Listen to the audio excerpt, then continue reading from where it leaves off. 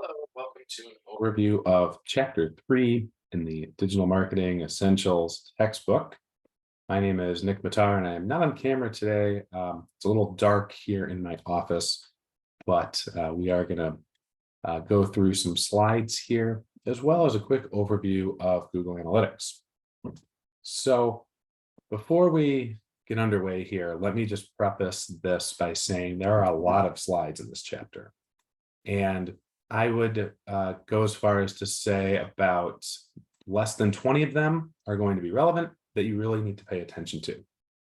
This is a pretty important thing to understand at first, because the analytics chapter can seem daunting if you go through the reading and you go through the lecture slides that accompany it. But I am here to kind of squash the concerns here that come with analytics and how they work. And let me just begin by saying that these 3 chapter objectives that you see on the screen now are absolutely pivotal. They're very important to know. They're useful for any digital marketing strategy, any work that's done in digital marketing, and anything that's done in any of those areas within digital marketing, social media, email marketing, search engine optimization. They all have KPIs. They all have area like what are numbers that you can use to make improvements in whatever you're doing. And then what are the various strengths and weaknesses to go with each type? Now, today we're going to look at website analytics specifically. And I will say that this chapter is in general a bit outdated. Now, I've been saying this for a couple of years now, but analytics has become less of a math equation and more of a mindset. This chapter takes the math piece a little bit too far and does not really address the mindset piece, which I am going to try and impress upon you today instead. So let's go ahead and get started here. I am going to try to keep this short, but it may be a little bit longer, just because I'm going to go through some slides and then I am going to show you an overview of some analytics as they work in real time. Now, this is a slide that just shows you how analytics work. Let me go over this really quickly. So somebody is on a computer. They are surfing the web and going from site to site, doing various actions. The actions that you take on the internet are then conveyed to servers. Servers capture all of that data, and they are then stored in a server farm, which becomes somewhere in the cloud, as we will say. This video is a type of content that will also be stored in the cloud, and it's really relevant because all this content, all these things that you take, all the actions that you take, all this data, it's all stored somewhere online, and it's all available to certain individuals, generally on websites. It's maintained through Google Analytics. Google has that data. Obviously, we've talked about a little bit the idea of social media in terms of privacy.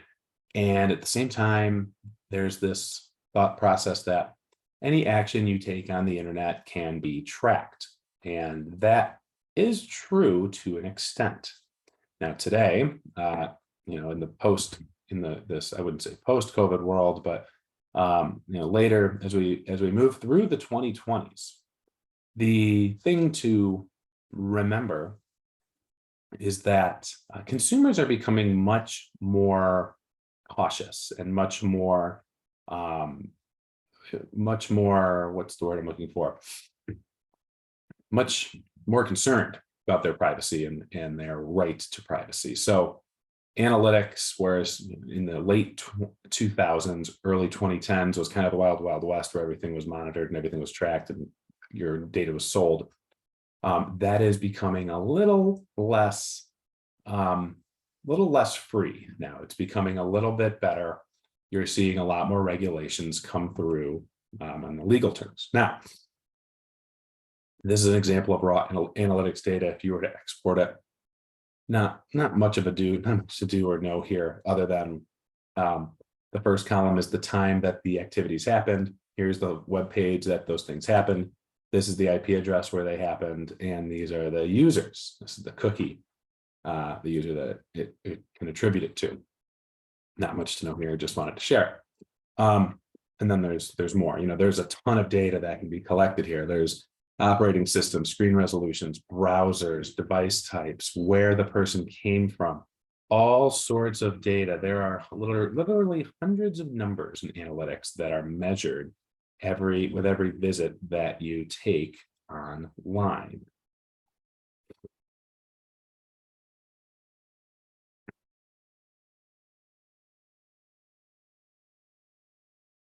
Now, let's look at this slide here. First off, a quick definition.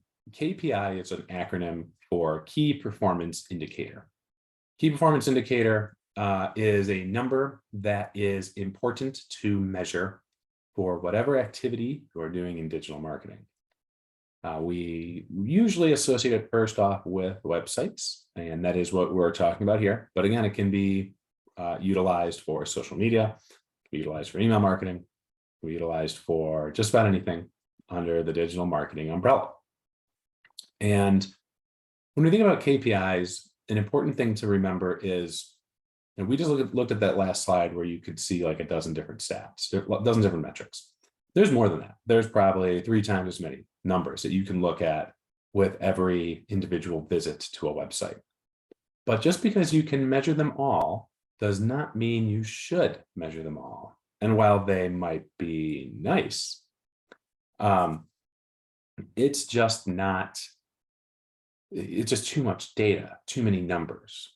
And when I look at something like web analytics like this, and I can look at them in a nice chart form, I believe that it is really imperative that you not just measure everything, but you measure the things that matter the most to you.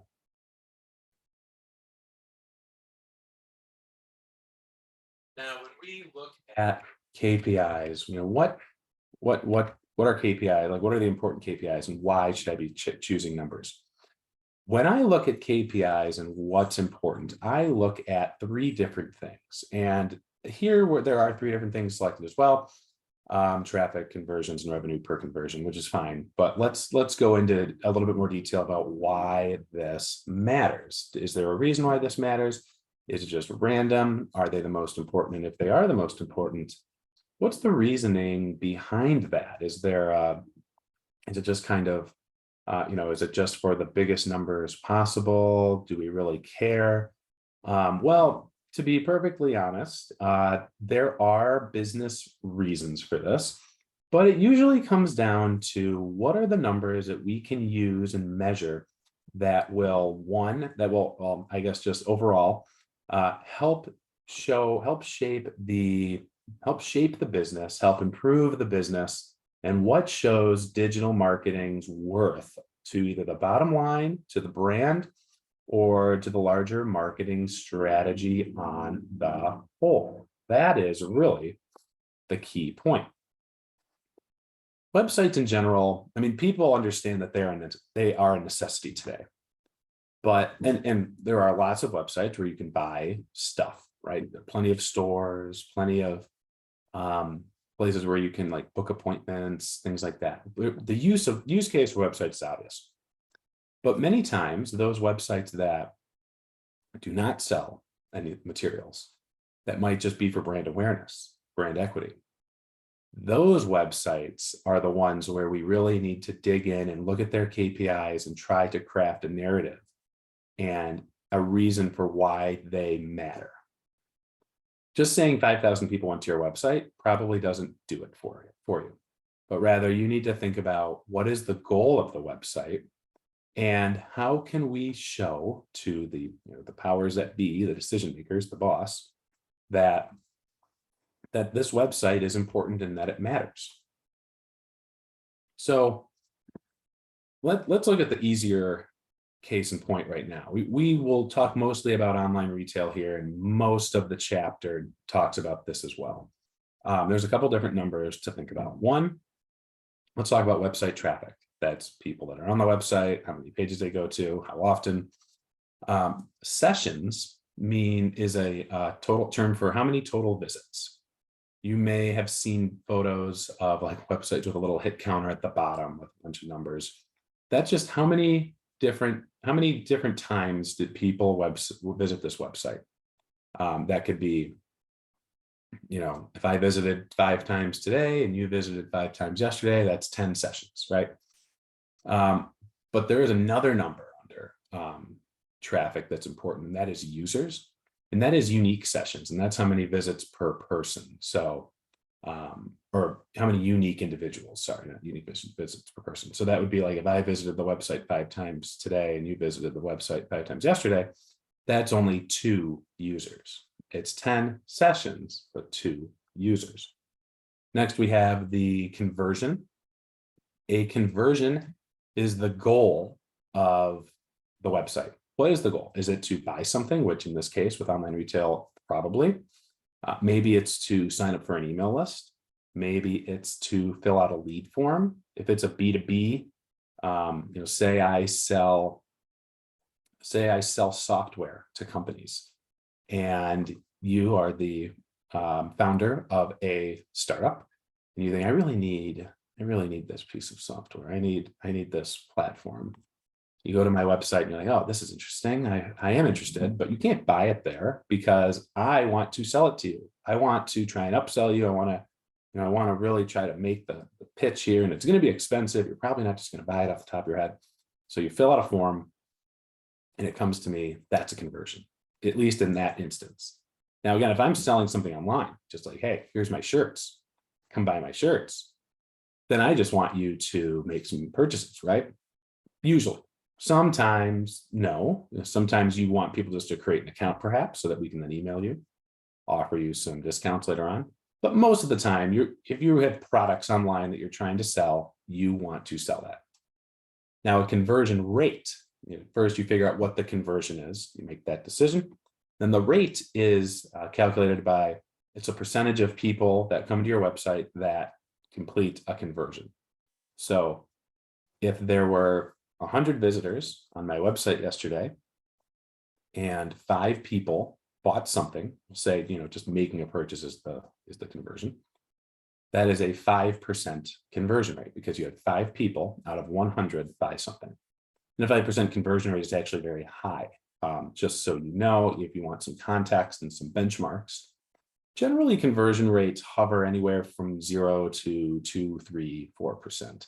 5% is pretty high. Well, there are some websites that have that. Obviously, something like Amazon probably has a nice high conversion rate. The higher you can get your conversion rate, the more effective your content is, because more likely somebody's going to buy something. Let's keep driving traffic there. Now, this third section is revenue per conversion. That means how much money are you getting per conversion? Let's go back to the example of the t-shirts. I had 100 visitors, 5 people purchased something. If 5 people just bought 1 t-shirt at $10 per shirt, that's $10. That's a $10 per conversion. The revenue per conversion is $10, right? Now, that's all well and good, but would you rather have that, or would you rather only have 2 people that purchased, but they bought 10 shirts a piece? So that would be $200, and between 2 people, that's $100 revenue per conversion. You're making a lot more money for the bottom line. And at the same time, while there were fewer people that purchased, you were able to sell more product. So that is really the average order value is going to be pretty important. Now, we can't calculate revenue per conversion when it's not an online store. Obviously, with online retail, we can calculate that. It's very easy to do. But also, most programs will do this for you. So I did go through this all kinds of fast, but that's okay. You don't need to do this. You don't have to be able to write this out because, again, Google's going to do it for you. So here we go through the process. We're not going to go through all of this, but these are some examples. And if you want to better understand it, And if you do want to be able to do this by hand, I am happy to show you. Just reach out to me, send me an email. We will go through all of those things. Now, let's go through KPIs for lead generation websites. The lead generation website is one I was talking about earlier with, hey, I'm going to sell you an email marketing platform, like a MailChimp or something. And I don't want you to just buy it. I want to have a chance to upsell you. I want to sell you more than the basic package. So you fill out a form. Oh, yes, I'm interested in buying MailChimp for my startup. Okay, I get the email, I set up a call with you, and then we talk through it. So here, you have some similar KPIs. One, traffic.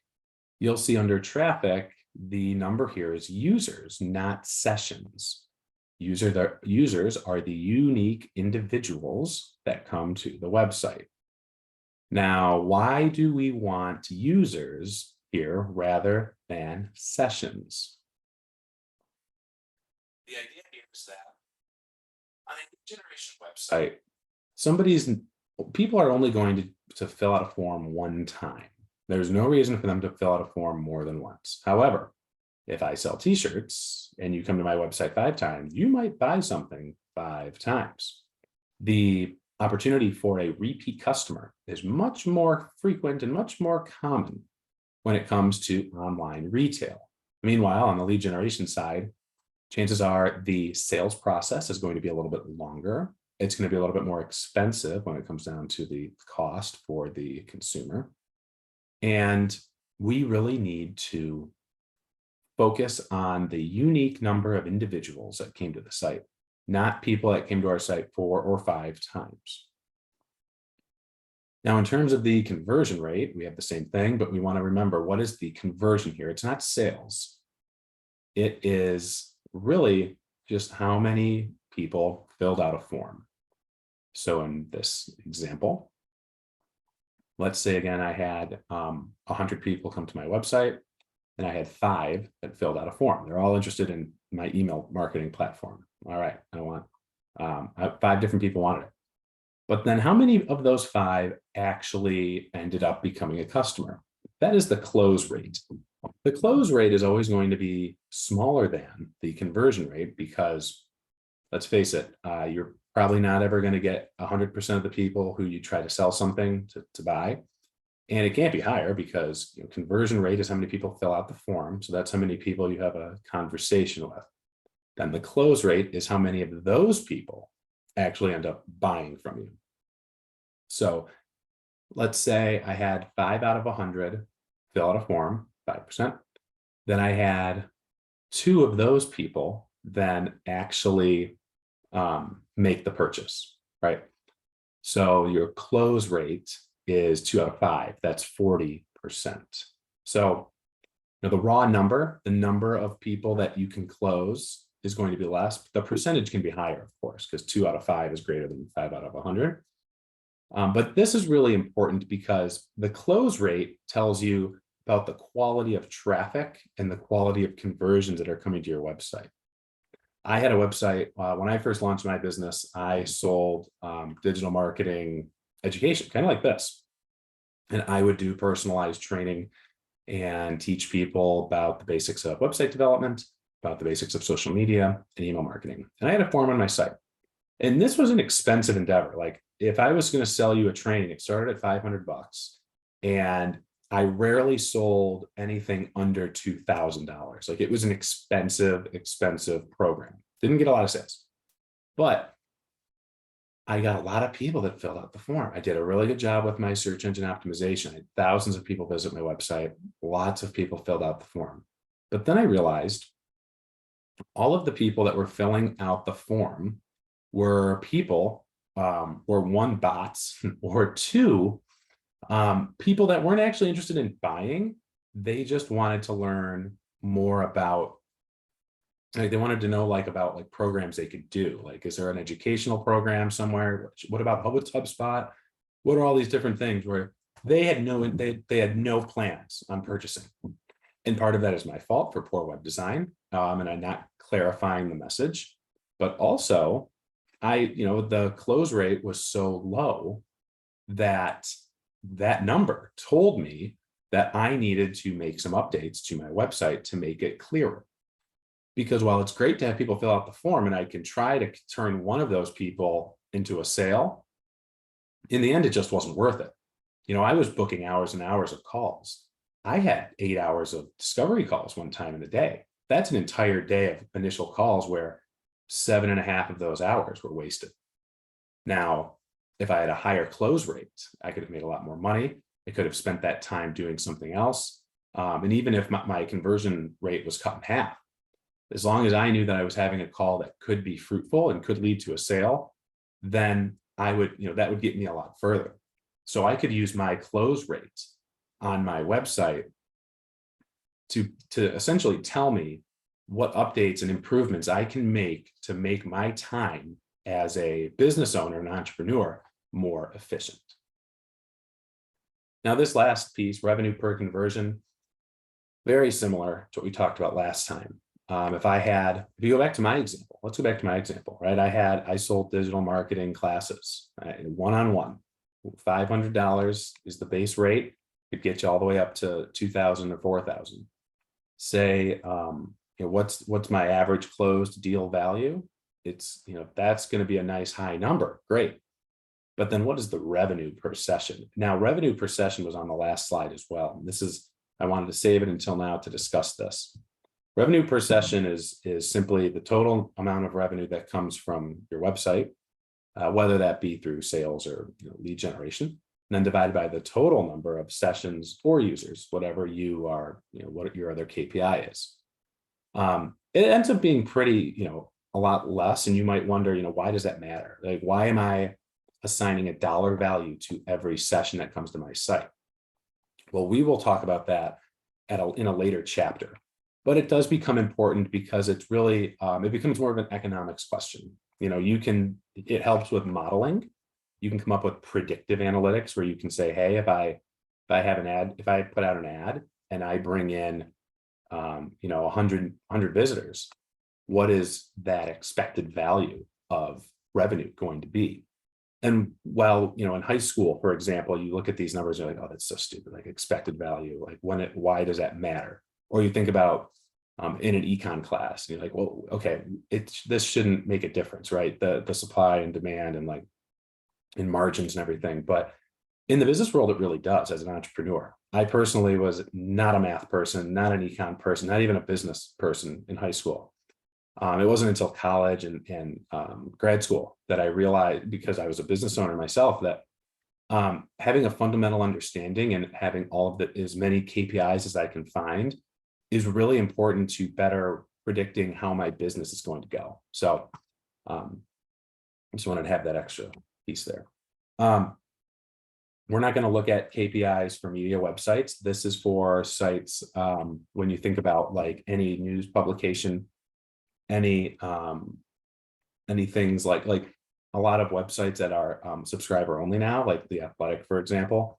They live off of subscribers, and I'm sure they have ads, but it's an interesting business model because rather than create all this content for free, they're creating this content for people that are paying $1 or $2 per month. So there is a good recurring revenue here, but they are dependent on millions and millions of users subscribing to their website. But we're not going to go into the detail here. I do want to talk about audience selection, and I think we'll talk about demand as well. And then I think we're going to have to cut it, and then we'll have a set part 2.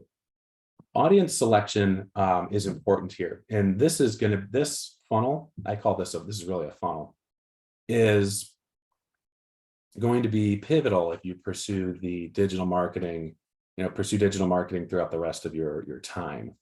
And that is, there's 4 steps in the funnel. And there's awareness, which is the people that have just heard about your brand. They don't really know anything else.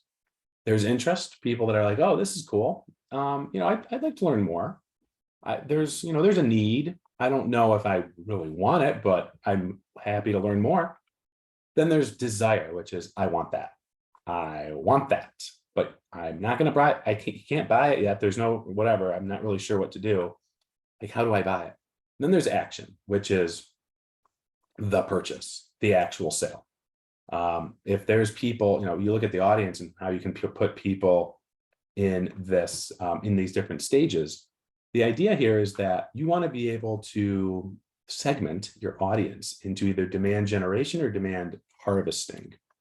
Demand generation, which is, really just here, here and here, I guess you could say, and I guess desire too. This is people that you have to create demand. People might be aware of the brand, but you need to get them to want it. You need to really sell it. You don't need to sell the brand well, you do need to sell the brand, but you don't need to introduce the brand from zero because they might have an idea of who you are, but you need to get them from, oh, okay, that's interesting, to I need that. Now, demand harvesting, the action stage is really just they want it. You just need to provide them an opportunity to get it. Sometimes it happens with in lead generation, for example. I go on a call and I'm like, hey, I hear you're interested in my digital marketing classes here. Let me walk you through the opportunities. And then somebody goes, nope, I just want it. Like, how do I buy? Like, oh, great. Let me set you up and walk through the process. That's demand harvesting. Demand generation is where you have to put them through the ringer, provide different content to get them more interested. And so let's wrap up this piece here. Now, there's all these different types of content.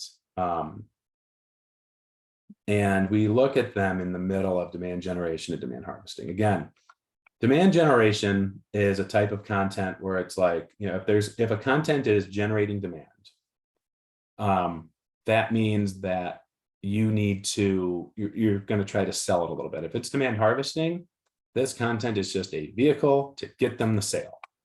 Generally, email marketing and organic search are going to be more demand harvesting, whereas a lot of these other pieces are just demand generation.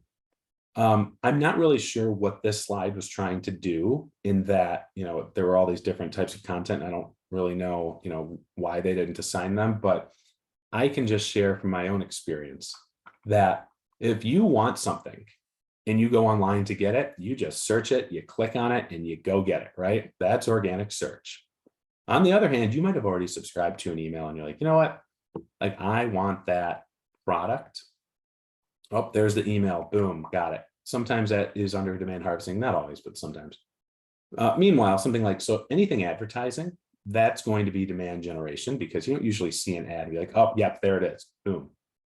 That's not generally how that works. But then at the other hand, on the other hand, you have external links, affiliate links. Those are more demand generation as well because they don't usually, again, you're not going to the product. The product is being pushed to you.